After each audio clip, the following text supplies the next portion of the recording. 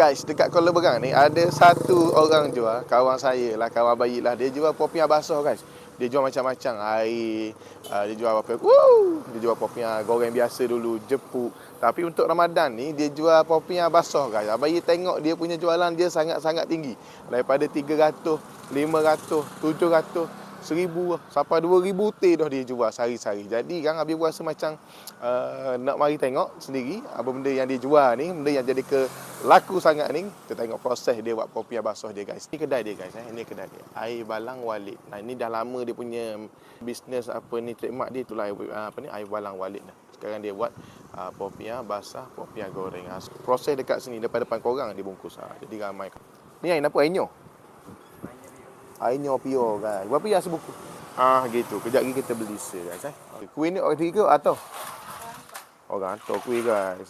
Dulu pun memang ada orang atok kuih dekat dia. Dia jual jeput-jeput apa-apa. Toke! Sibuk toke. Oh, dalam buat kulit popiah. Nak kita tengok buat kulit popiah. Kulit popiah dia buat sendiri guys. Kulit popiah dia buat sendiri. Nampak? Gitu. Campur?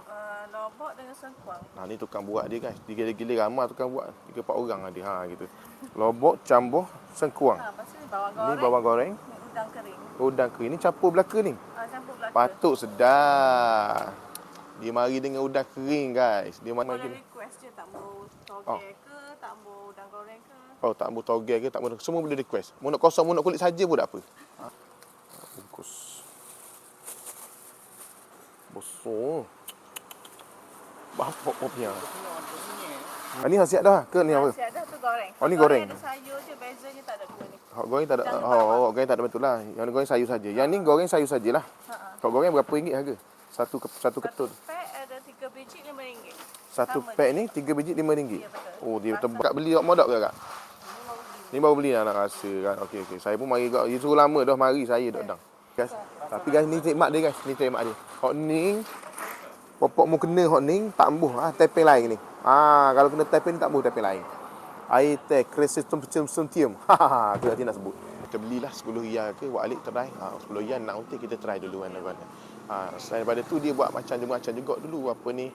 Air tu apa panggil puding apa? Puding raja. Puding raja pun dia buat juga. 5 hari sebelum raya insya-Allah ada. Jual sini ke? Woi. Jual sini. Puding raja pun nak. Woi. Gitu orang. Nanti kita akan ada depan bukan tepi depan. Ni depan. Ni Barrack Polis. Ini perumahan polis Ulu Terengganu ni. Depan sini lah. Itu kubur Al-Sakinah ke apa nama. Jalan ni jalan nak pergi ke Butut, jalan sana nak pergi ke Bukit Tobat. Oi. Bosku, mak. Mak kau kemah. Mai nak beli dah. Makan dah lagi mak? Dah lagi nak terang tengok. Bukan maksudnya pernah makan tak belum ni? Mari mau beli. Sedap tak mak? Kebun molek senang bu. Mantap. Satu basah, satu goreng. Kalau gini 10 riyal 10 riyal dengan 10 riyal dia punya satu set kahwin. Dia punya satu set. Okey. Jom kita.